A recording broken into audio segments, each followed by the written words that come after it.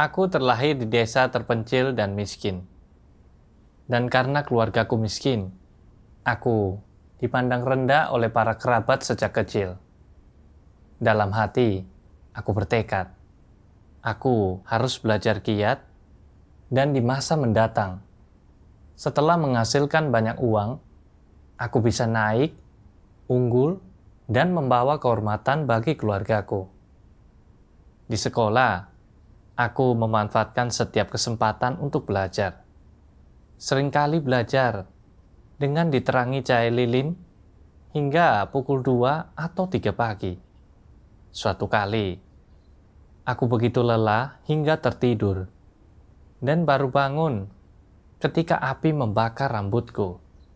Walaupun hidup itu keras, aku sangat percaya kau harus menanggung penderitaan yang sangat besar agar bisa unggul dari yang lain. Namun, yang mengejutkanku, saat ujian masuk perguruan tinggi, aku hanya diterima di universitas biasa. Aku seorang yang ambisius dan tidak dapat menerima hasil ini. Jadi, kuputuskan untuk mengulang ujian tahun berikutnya.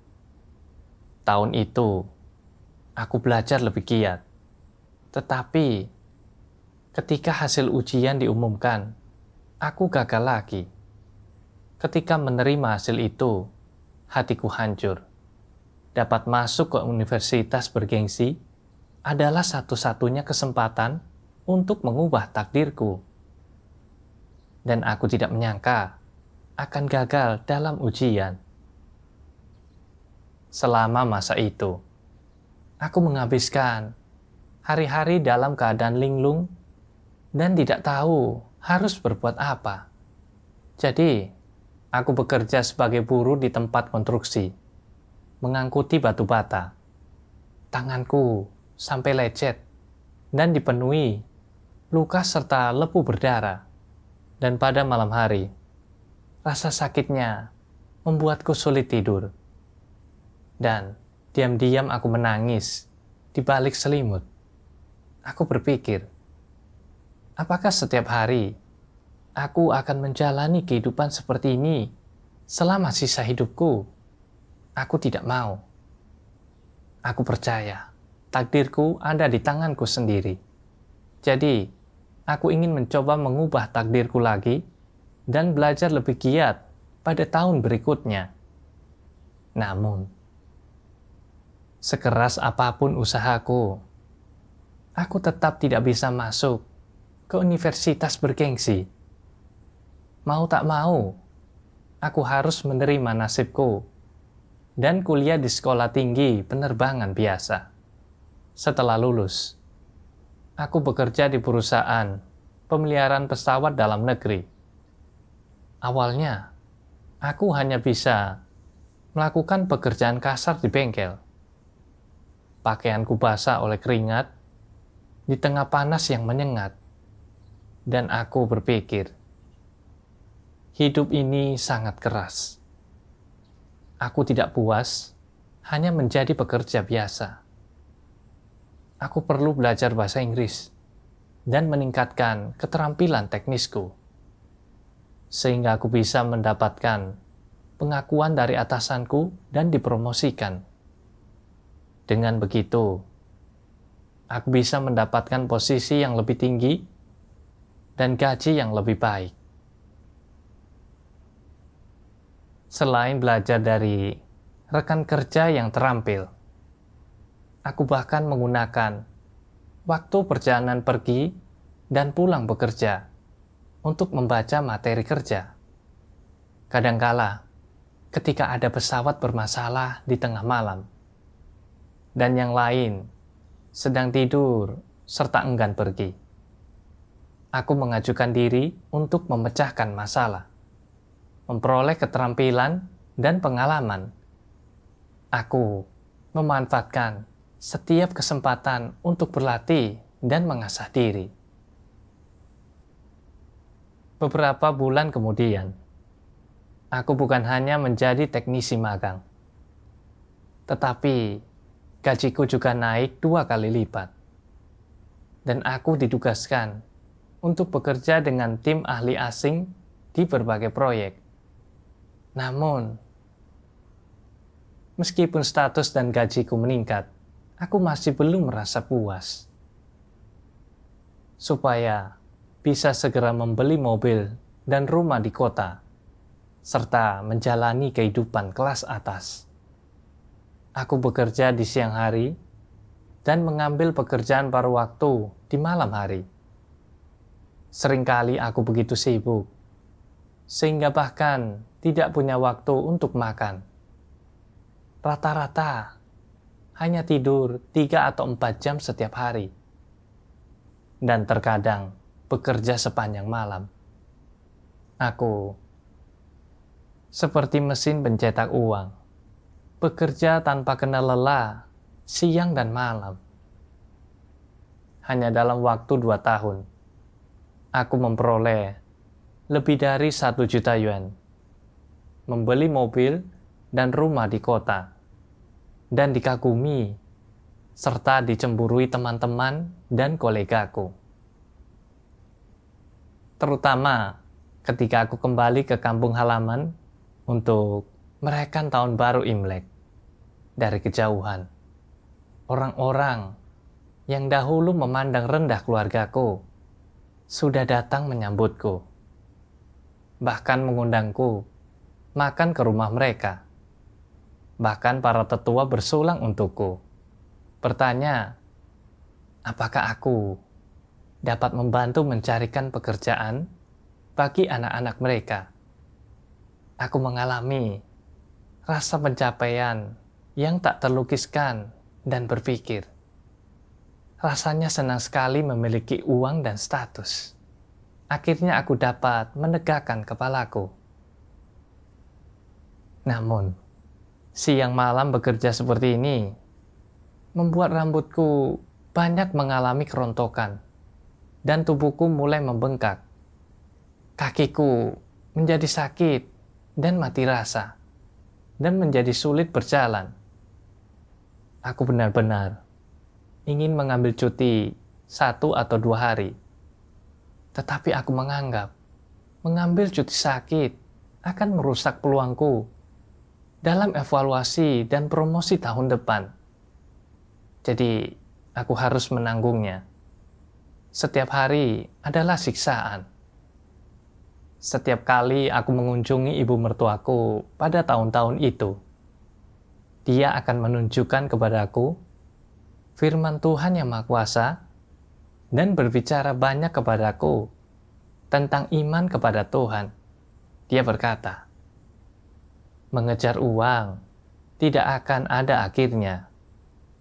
Jangan merusak kesehatan dan hidupmu demi uang. Iblis sudah merusak seluruh umat manusia sedemikian dalam. Dan semua orang berjuang mati-matian demi uang, ketenaran, keuntungan, serta hidup demikian sengsara. Tuhan yang Maha Kuasa telah mengungkapkan kebenaran di akhir zaman untuk menyelamatkan manusia dari siksaan iblis. Dan hanya dengan sungguh-sungguh bertobat serta mengikut Tuhan, barulah orang dapat diselamatkannya dan bertahan hidup dalam malapetaka besar. Pekerjaan Tuhan akan segera berakhir. Jadi, berhentilah hanya berfokus pada mencari uang dan percayalah juga kepada Tuhan. Aku tahu bahwa percaya kepada Tuhan adalah hal yang baik. Tetapi, aku merasa karirku baru saja dimulai, dan aku ingin membangun reputasiku sendiri. Jadi, aku menolak ibu mertuaku, dan terus bekerja tanpa kenal lelah demi uang, tenggelam lebih dalam di pusaran kekayaan. Ibu mertuaku juga berkata kepadaku, kau benar-benar rela mengorbankan hidupmu demi uang. Dalam sekejap mata, Saat itu sudah tahun 2015. Aku telah membeli 2 rumah, 2 mobil, dan membuka 2 perusahaan. Tetapi, aku masih belum merasa puas. Untuk menghasilkan lebih banyak uang dan membeli mobil mewah, aku mendirikan sebuah pabrik. Seringkali bekerja siang dan malam tanpa istirahat. Aku terus menghasilkan lebih banyak uang. Dan kemanapun aku pergi, orang-orang akan memanggilku bos. Aku merasa sangat puas dan bangga dengan diriku. Aku berpikir, menjadi kaya itu rasanya benar-benar beda. Namun, gaya hidup yang penuh tekanan dan serba cepat ini sangat menguras kesehatanku. Aku sering mengemudi ke tempat kerja sambil terkantuk-kantuk. Dan suatu kali, aku hampir berkendara keluar jalur dari jalan layang. Untuk menghemat biaya, aku tidak ingin memperkerjakan lebih banyak pekerja. Jadi aku mengerjakan sendiri sebagian besar pekerjaan di bengkel. Suatu kali, saat sedang terburu-buru menyelesaikan pesanan, jariku tertusuk oleh alat paku tembak. Darah mengalir deras, dan rasa sakitnya membuatku menangis. Tetapi untuk menyelesaikan pesanan dengan cepat, aku hanya mengobati lukanya sebentar dan kembali ke bengkel untuk melanjutkan pekerjaan. Karena tidak segera mengobatinya, jariku menjadi sangat bengkak dan mengalami komplikasi yang berlangsung lama. Dan setiap kali cuaca dingin atau hujan, jariku terasa sakit dan gatal sekali. Aku terus hidup dalam tekanan setiap hari, secara fisik dan mental. Aku merasa kelelahan dan aku begitu kesakitan. Aku berpikir, mengapa aku bekerja begitu keras? Apakah ini benar-benar kehidupan yang selama ini ku kejar? Untuk apa aku hidup di dunia ini? Pada tahun 2017, istriku menerima Injil Kerajaan Tuhan Yang Maha Kuasa, dan dia menunjukkan kepadaku sebuah video lagu pujian tentang firman Tuhan. Lirik lagu ini sangat menyentuh hatiku.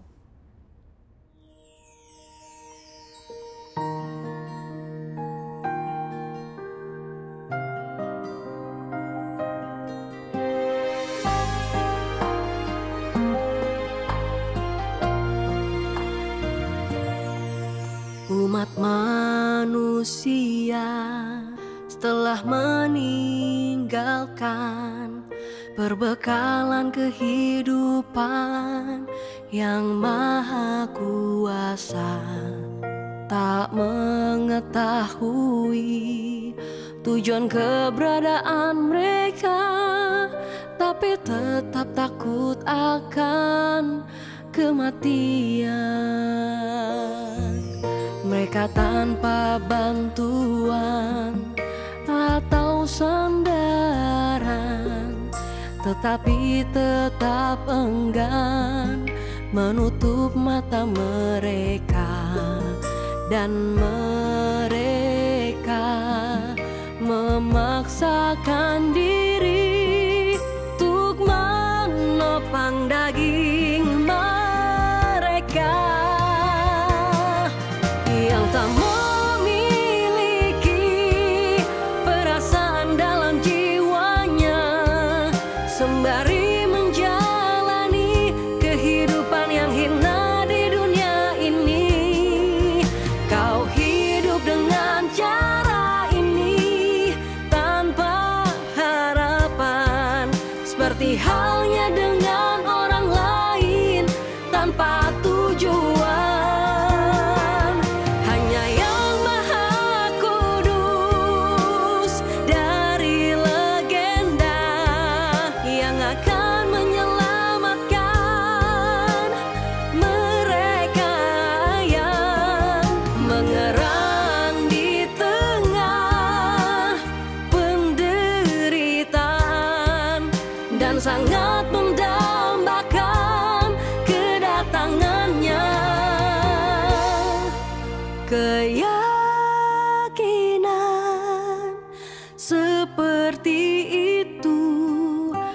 lama tak terwujud dalam diri mereka yang tidak memiliki kesadaran.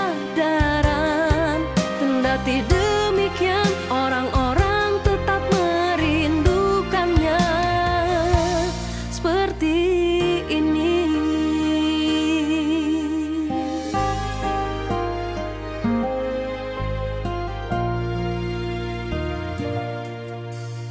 Yang Maha Kuasa berbelas kasihan kepada orang-orang yang sudah sangat menderita ini.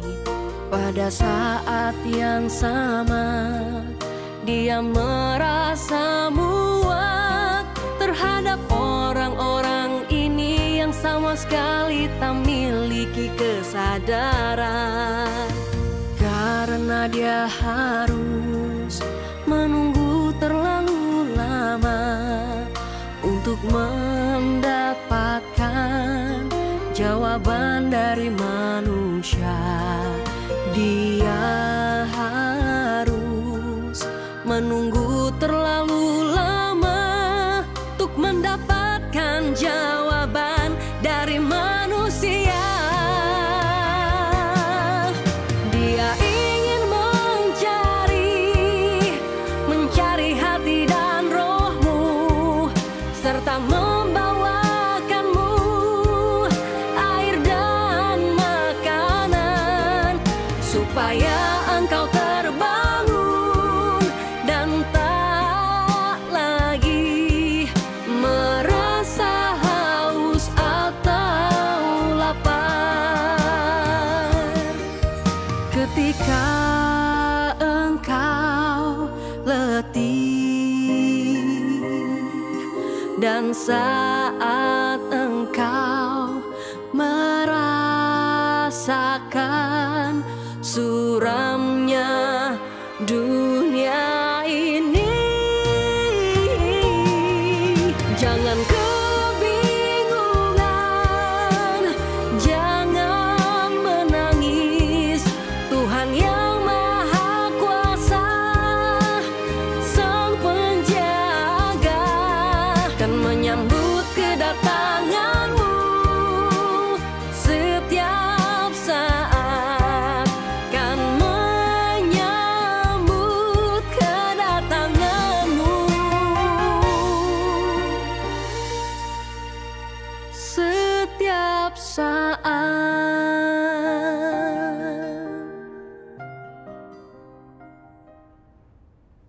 Setelah membaca firman Tuhan yang Maha Kuasa, aku merasakan kehangatan yang belum pernah kualami sebelumnya.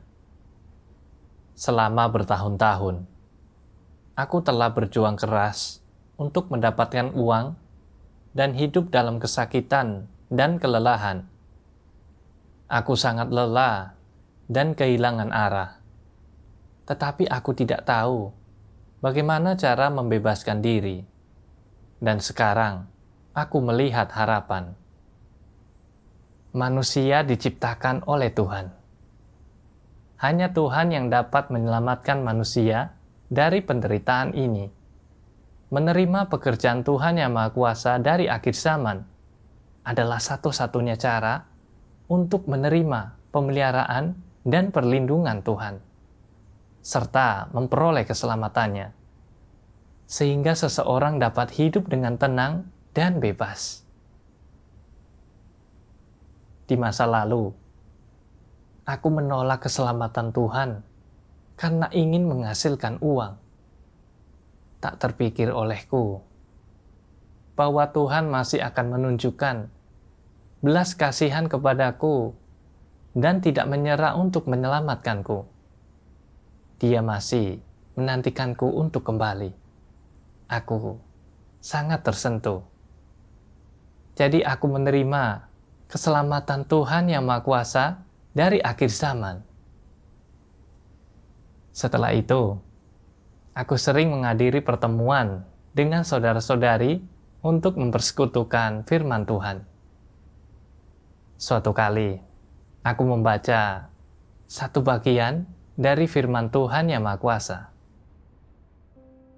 Tuhan Yang Maha Kuasa berfirman, ketika orang tidak tahu apa yang dimaksud dengan nasib atau tidak memahami kedaulatan Tuhan, mereka hanya berjuang dan tersandung dalam kabut berdasarkan keinginan mereka sendiri, dan bahwa perjalanan itu terlalu sulit dan menyebabkan begitu banyak kepedihan.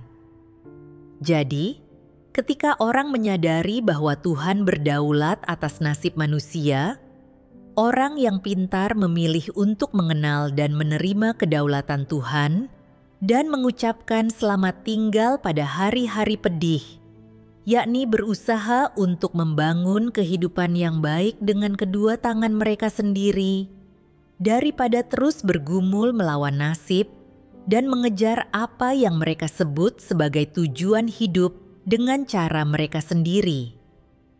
Ketika orang tidak memiliki Tuhan, ketika mereka tidak bisa melihatnya, ketika mereka tidak bisa benar-benar dan dengan jelas mengetahui kedaulatan Tuhan, setiap harinya menjadi tidak berarti, tidak bernilai, dan penuh penderitaan yang tak terkatakan.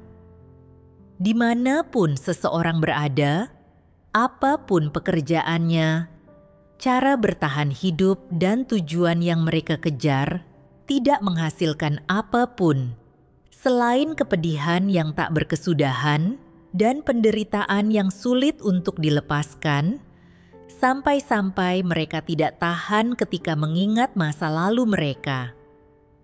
Hanya dengan menerima kedaulatan Sang Pencipta, tunduk pada pengaturan dan penataannya, serta mengejar untuk memperoleh kehidupan yang sejati, barulah orang dapat berangsur-angsur melepaskan diri dari segala kepedihan dan penderitaan, dan lambat laun membebaskan diri dari semua kekosongan hidup manusia.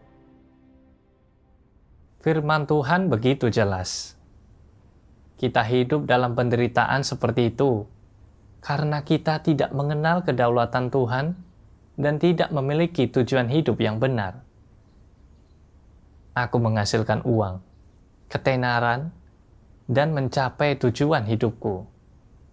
Berharap untuk mengubah nasibku melalui usahaku sendiri untuk mendapatkan lebih banyak uang. Aku menempatkan diriku di bawah tekanan besar setiap hari. Aku sangat tegang dan kesehatanku memburuk. Aku bahkan hampir tidak sengaja berkendara keluar jalur di jalan layang. Meskipun mendapatkan sejumlah uang serta memperoleh kekaguman dan kecemburuan dari kerabat dan teman-teman, kehidupan seperti itu benar-benar menyakitkan dan pahit. Meskipun uang dapat membeli rumah dan mobil yang bagus, juga membuatku menikmati kehidupan materi yang baik dan kekaguman orang lain, memuaskan kesombonganku. Uang tidak dapat memberiku kedamaian atau keamanan. Uang yang kukejar tidak membawa kebahagiaan sejati padaku. Sebaliknya, itu membuatku menjadi budak uang dan hidupku mengalami penderitaan. Terutama sekarang, ketika malapetaka besar sudah terjadi dan pandemi menyebar ke seluruh dunia. Bahkan orang-orang kaya pun telah kehilangan nyawa mereka. Aku menyadari bahwa uang sebanyak apapun tidak dapat membeli kehidupan. Sebagaimana yang Tuhan Yesus katakan, apa untungnya jika seseorang mendapatkan seluruh dunia, tetapi kehilangan nyawanya? Atau apa yang bisa diberikan seseorang sebagai ganti nyawanya? Jadi kuputuskan untuk mengubah pengejaran hidupku yang salah ini, dan mulai mengejar kebenaran, melaksanakan tugasku dengan baik, dan menjalani kehidupan yang bermakna. Kemudian, aku juga bertanya-tanya, mengapa mengejar kekayaan, ketenaran, dan keuntungan selalu mendatangkan penderitaan bagi orang lain?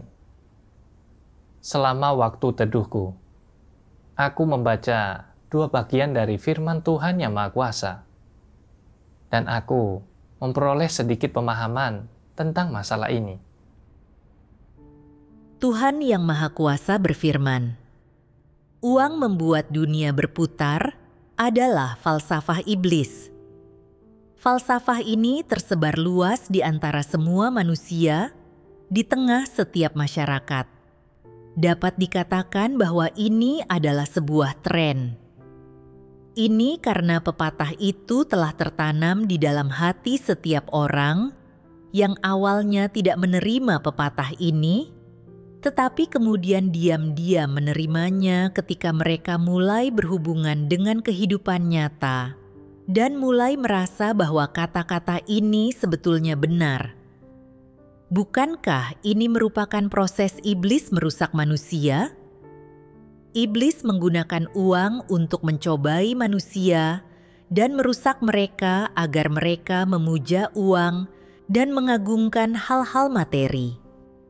Lalu, bagaimanakah pemujaan terhadap uang ini terwujud dalam diri manusia? Apakah engkau semua merasa bahwa engkau tidak dapat bertahan hidup di dunia ini tanpa uang? Bahwa satu hari saja tanpa uang tak mungkin bagimu? Status orang didasarkan pada berapa banyak uang yang mereka miliki, dan begitu pula kehormatan mereka. Punggung orang miskin membungkuk malu, sementara orang kaya menikmati status tinggi mereka. Mereka berdiri tegak dan bangga, berbicara keras-keras dan hidup dengan congkak. Apa yang ditimbulkan oleh pepatah dan tren ini terhadap manusia? Bukankah banyak orang mengorbankan apapun demi mendapatkan uang? Bukankah banyak orang kehilangan martabat dan integritas mereka demi mendapatkan lebih banyak uang? Bukankah banyak orang kehilangan kesempatan untuk melaksanakan tugas mereka dan mengikut Tuhan karena uang? Bukankah kehilangan kesempatan untuk memperoleh kebenaran dan diselamatkan adalah kerugian terbesar bagi manusia? Bukankah iblis itu jahat, menggunakan cara dan pepatah ini untuk merusak manusia sampai tingkat seperti itu?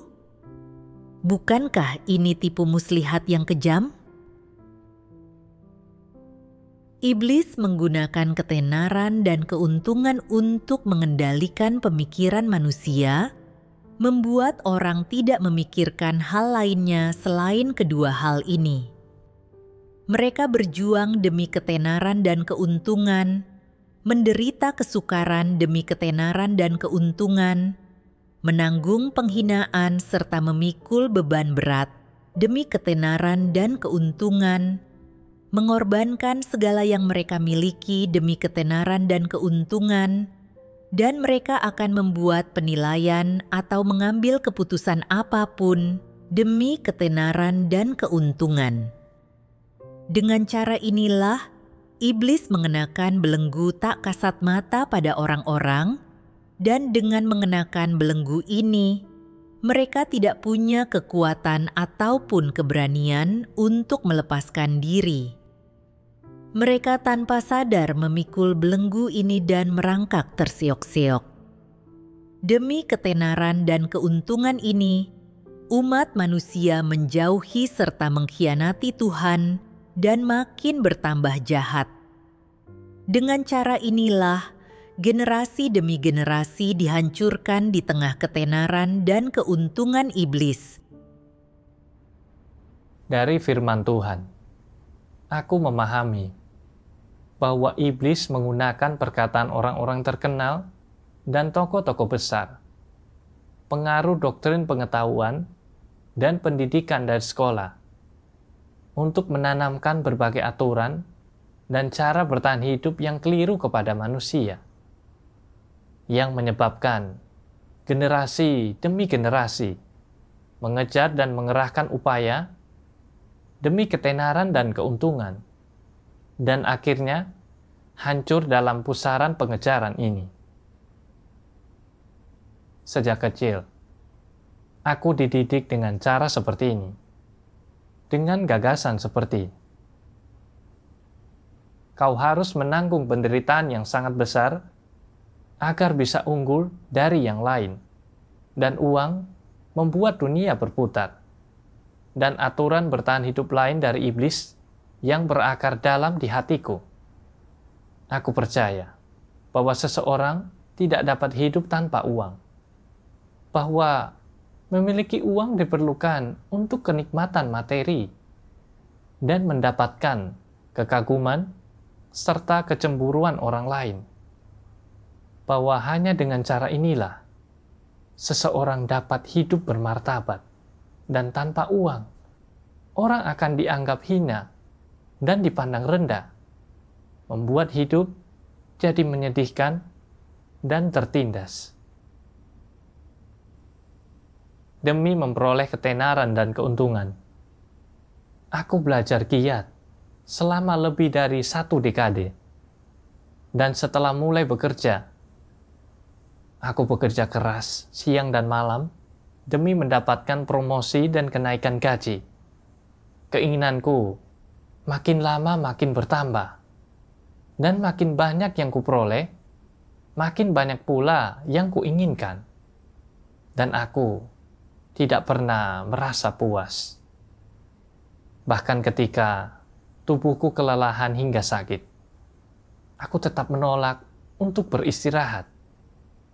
Ibu mertuaku berulang kali bersaksi kepadaku tentang keselamatan Tuhan dari akhir zaman. Dan aku tahu bahwa percaya kepada Tuhan itu baik. Tetapi aku tetap menolak untuk berhenti mengejar uang, mencurahkan seluruh waktu dan energiku untuk mengejar ketenaran dan keuntungan.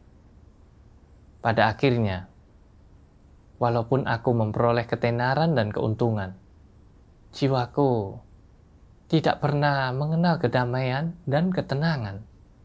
Sebaliknya, aku dibuat benar-benar kelelahan dan menderita.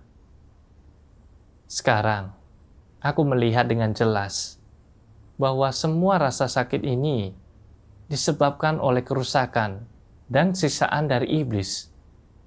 Ketenaran dan keuntungan adalah perangkap yang dipasang oleh iblis untuk memikat orang ke neraka.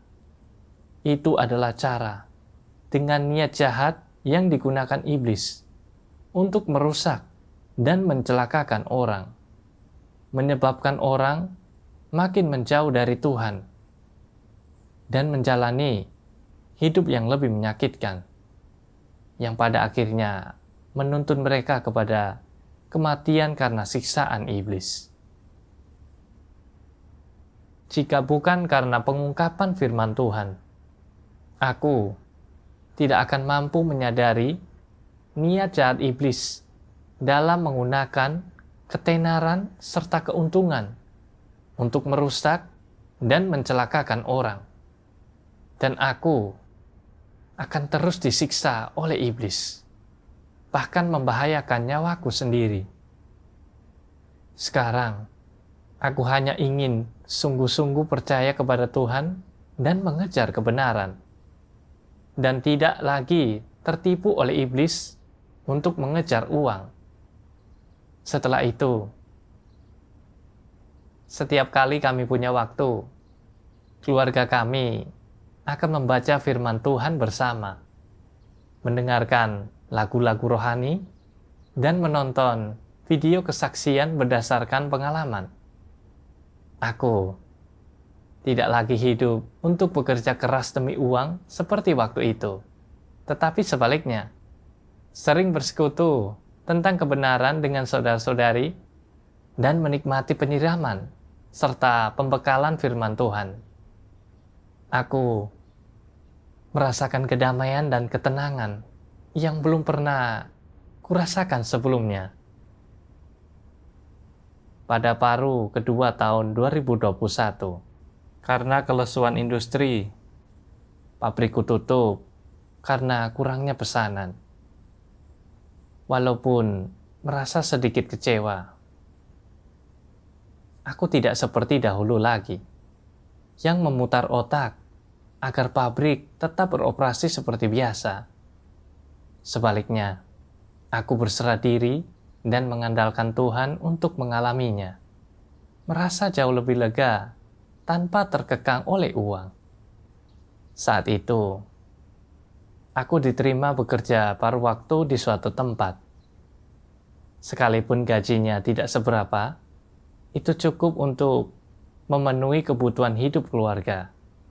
Dan yang terpenting, aku punya waktu untuk menghadiri pertemuan dan melaksanakan tugas dengan baik.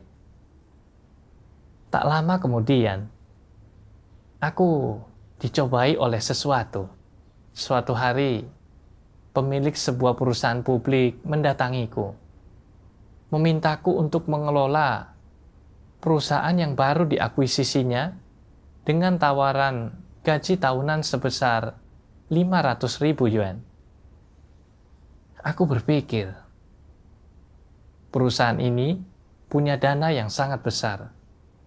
Kalau aku menerima pekerjaan ini, aku akan menjadi seorang eksekutif. Dan kerabat serta teman-temanku pasti akan sangat memandang tinggi aku lagi.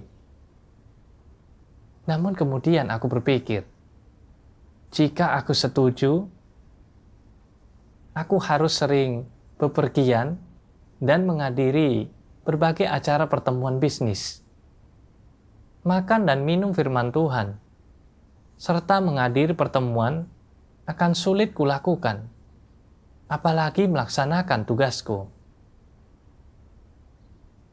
Aku telah terbebas dari pusaran pengejaran uang, dan aku kini punya waktu untuk makan dan minum firman Tuhan, menghadiri pertemuan, serta melaksanakan tugasku. Aku tidak bisa lagi membuang waktuku untuk hal sia-sia ini. Aku teringat satu bagian dari firman Tuhan. Sebagai seseorang yang normal dan yang mengejar kasih terhadap Tuhan, masuk ke dalam kerajaan untuk menjadi salah seorang umat Tuhan adalah masa depanmu yang sejati dan suatu kehidupan yang paling berharga dan bermakna. Tak seorang pun lebih diberkati dari dirimu. Mengapa aku katakan demikian? Sebab mereka yang tidak percaya kepada Tuhan hidup untuk daging, dan mereka hidup untuk iblis. Tetapi sekarang, engkau semua hidup untuk Tuhan, dan hidup untuk mengikuti kehendak Tuhan. Itu sebabnya aku katakan bahwa hidup engkau semua adalah hidup yang paling bermakna. Dari firman Tuhan, aku memahami bahwa mengejar kebenaran demi mencapai perubahan watak dan memasuki kerajaan sebagai umat Tuhan adalah cara paling bermakna untuk menjalani hidup dan masa depan yang sejati. Iblis memakai bos ini untuk mencobaiku dengan posisi eksekutif, berupaya membuatku jatuh kembali ke pusaran menyibukkan diri demi ketenaran dan keuntungan, dan sepenuhnya kehilangan kesempatanku untuk diselamatkan Tuhan. Aku tidak boleh jatuh ke dalam tipu muslihat jahat iblis. Sekarang adalah waktu yang genting bagi keselamatan dan penyempurnaan manusia oleh Tuhan. Aku belum lama percaya kepada Tuhan dan sangat sedikit memahami kebenaran. Jadi, ini adalah kesempatan terakhirku untuk mengejar kebenaran dan memperoleh hidup. Jika kesempatan ini lenyap, akan terlambat untuk mengejarnya ketika pekerjaan Tuhan berakhir. Jadi, aku menolaknya. Dan aku merasakan kelegaan yang luar biasa. Sekarang aku melaksanakan tugasku di gereja dan sering bersekutu dengan firman Tuhan bersama saudara-saudari. Lambat laun, aku mulai memahami beberapa kebenaran dan melihat banyak hal. Dan aku tidak lagi merasakan sakit dan kelelahan seperti dahulu. Aku merasakan rasa tenang dan kebebasan di hatiku yang belum pernah kurasakan sebelumnya, yang tidak dapat dibeli dengan uang sebanyak apapun. Ini benar-benar kasih dan keselamatan Tuhan.